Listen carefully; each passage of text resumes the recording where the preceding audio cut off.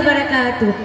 نحمده ونصلي على رسوله الكريم أما بعد فأعوذ بالله من الشيطان الرجيم بسم الله الرحمن الرحيم وما آتاكم الرسول فخذوه وما نهاكم عنه فانتهوا القرآن নবীজি সাল্লাল্লাহু আলাইহি ওয়াসাল্লামের সুন্নাত পালনের গুরুত্ব আদব রাসূলুল্লাহ সাল্লাল্লাহু আলাইহি ওয়াসাল্লামের দিক নির্দেশনা মুমিন মুসলমানদের জন্য সুন্নাত এই সুন্নাত পালন করা কি খুবই জরুরি এর গুরুত্ব প্রয়োজনীয়তা ও আদব সম্পর্কে ইসলামের দিক নির্দেশনা কি ইসলামের জীবন ব্যবস্থা মূলভিত্তিক পুরোভাগ কোরআন এবং সুন্নাহর উপর নির্ভরশীল আল্লাহ তাআলা মানুষের কল্যাণে জীবন বিধান হিসেবে তার মাধ্যমে গাইড স্বরূপ দান করেছেন কোরআন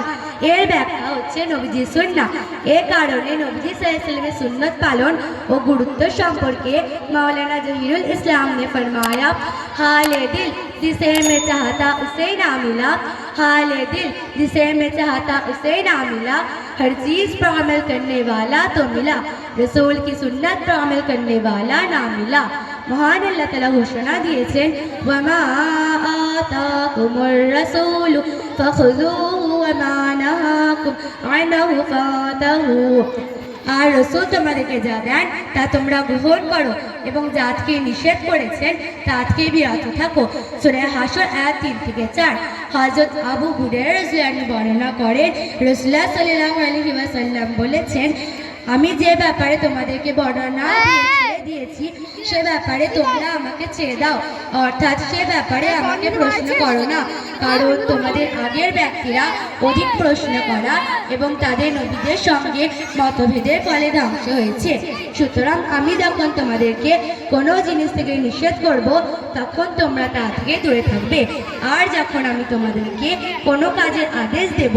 তখন তোমরা তা সাধ্যমতো পালন করবে বুখারী ও মুসলিম কোরআনুল কারিমে এই আয়াত ও প্রিয় নবী সাল্লাল্লাহু আলাইহি ওয়াসাল্লামের হাদিসে এই বিষয়টি সুস্পষ্ট যে সুন্নাতের ওপর আমল করা সুন্নাতের অনুসরণ করা শুধু জরুরি নয় বরং একান্ত আবশ্যক কারণ কোরআনুল কারিমে একাধিক আয়াতে ও প্রিয় নবী সাল্লাল্লাহু আলাইহি ওয়াসাল্লামের অনেক হাদিসে তা প্রমাণিত তা হলো আল্লাহ তাআলা বলেন ওয়ামা ইয়াতিকু আনিল হাওয়া ইন হুয়া ইল্লা ওয়াহয়ু ইউহা নবীজি সাল্লাল্লাহু আলাইহি ওয়াসাল্লাম নিজ থেকে মন গড়া কোনো কথা বলেন না তিনি যা বলেন তা তো ওহী যা তার প্রতি প্রত্যাদেশ হয় সূরা নাজম আয়াত 3 থেকে 4 मौलाना जहीरुल इस्लाम ने क्या कमाल की बात बताई इस जमाने के सब मुसलमान जन्नत में जाना तो पसंद करते हैं इस जमाने के सब मुसलमान जन्नत में जाना तो पसंद करते हैं लेकिन रसूल की दफा हुआ राह पर चलना पसंद नहीं करते हजरत আবু হুরায়রা রাদিয়াল্লাহু আনহু বর্ণনা করেন রাসূলুল্লাহ সাল্লাল্লাহু আলাইহি ওয়াসাল্লাম বলেছেন আমার উম্মতের সবাই জান্নাতে যাবে কিন্তু সে নয় যে অস্বীকার করবে জিজ্ঞাসা করা হলো কি আল্লাহর রাসূল জান্নাতে যেতে আবার কি অস্বীকার করবে তখন তিনি বললেন যে আমার অনুসরণ করবে সে জান্নাতে প্রবেশ করবে এবং যে আমার অবাধ্যতা করবে সে জান্নাতে প্রবেশ করতে অস্বীকার করবে बुखारी मुस्लिम नसाई इब्ने माजा मुस्नद अहमद शरीफ मौलाना जहीरुल इस्लाम ने क्या कमाल की बात कह दिया कोई इबादत की चाहत में रोया कोई इबादत की चाहत में रोया कोई इबादत की राह में रोया कोई इबादत की राह में रोया कोई यार की बेवफाई पर रोया कोई यार को मना के रोया अजीब है ये नमाज मोहब्बत का सिलसिला कोई कज़ा करके रोया कोई अदा करके रोया হে রসুল আপনি লোকেদেরকে বলে দিন তোমরা যদি আল্লাহকে ভালোবাসতে চাও তাহলে আমার অনুসরণ করো ফলে আল্লাহ তাআলা তোমাদেরকে ভালোবাসবেন এবং তোমাদের অপরাধ সমূহকে ক্ষমা করে দেবেন सूरह अल इमरान आयत नंबर 31 चल रब की बारगाह में चलते हैं चल रब की बारगाह में चलते हैं जहीरुल इस्लाम व एक आंसू के बदले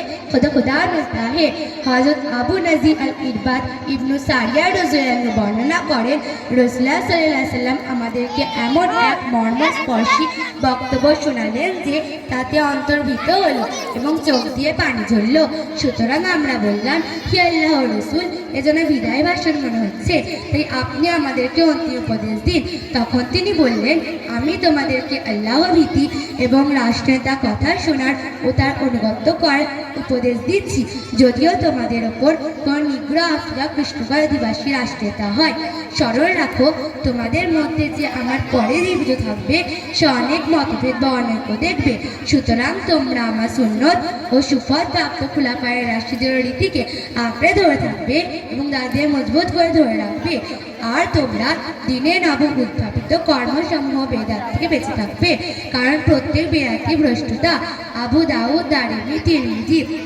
मौलाना जहीरुल इस्लाम ने क्या कह दिया, चल यहाँ से सर उठाकर, चल यहाँ से सर उठाकर, बाहर ये दुनिया है चंद रोजाना, चल यहाँ से सर उठाकर। खुदा ने खुद ही मिटा दी है हजारों नक्शे बना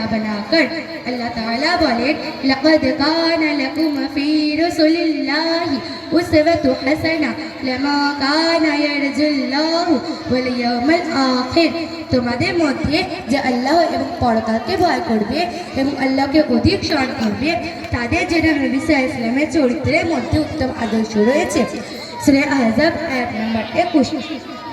मौलाना जहीरुल इस्लाम ने क्या कमाल की बात बताई। हज़रत मोहम्मद सल्लल्लाहु अलैहि वसल्लम की मोहब्बत में क्या असर पड़ा, हज़रत मोहम्मद सल्लल्लाहु अलैहि वसल्लम की मोहब्बत में क्या असर पड़ा। जहीरुल इस्लाम ने निगाह इश्क व मस्ती में वही अव्वल वही आखिर, वही कुरान वही फुरकान, वही यासीन वही तौहा। फ़क्र है कि तेरी अरूज़ में जीते हैं, फ़क्र है कि तेरी अरूज़ में जीते हैं, नाज है कि तेरी जात से ताल्लुक़ रखते हैं। हज़रत अबू मुस्लिम मतानकारी আবু ইয়াসসালামা ইবনু আমর ইবনু আকওয়ার রাদিয়াল্লাহু আনহু বর্ণনা করেন, রাসূলুল্লাহ সাল্লাল্লাহু আলাইহি ওয়াসাল্লামের কাছে এক ব্যক্তি বাম হাতে খাবার খাচ্ছিল। নবীজি সাল্লাল্লাহু আলাইহি ওয়াসাল্লাম বললেন, তুমি তোমার ডান হাতে খাও। সে বলল, আমি পারবো না। তো তিনি বললেন, তুমি যারা না পারো একমাত্র অহংকার থেকে ডান হাতে খাওয়াতে বাধা দিয়েছিল। এরপর সে তার ডান হাত মুখ পর্যন্ত উঠাতে পারেনি। মুসলিম মুসনাদ আহমদ দারমি। আল্লাহ তাআলা বলেন, মান ইউতিউর রাসূল ফাকাদ আতাআ আল্লাহ। যে রাসূলের অনুগত করলো সে আসলে আল্লাহর অনুগত করলো। সূরা নিসা আয়াত নম্বর 80।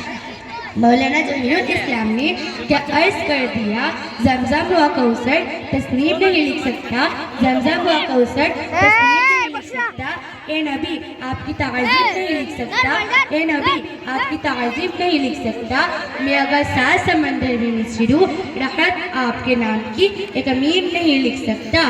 সুতরাং মুমিন মুসলমানদের উচিত নবী সাল্লাল্লাহু আলাইহি ওয়াসাল্লামের সুন্নতে যথাযথ অনুকরণ করা এবং কোরআন হাদিস অনুযায়ী নবী সাল্লাল্লাহু আলাইহি ওয়াসাল্লামের সুন্নত মেনে অনুকরণে মনোযোগী হওয়া। আল্লাহ তাআলা মুসলিম উম্মতকে নবী সাল্লাল্লাহু আলাইহি ওয়াসাল্লামের সুন্নতে যথাযথ অনুকরণ করার তৌফিক দান করুন এবং জীবনের প্রতিটি ক্ষেত্রে সুন্নতের আলোকে গঠন করার তৌফিক দান করুন। আল্লাহ তাআলা আমাদের বলা এবং শোনার থেকে বেশি বেশি করে আমল করার তৌফিক দান করুন। আমিন। ওয়া মা আলাইনা إلا الولد। السلام عليكم ورحمة الله وبركاته।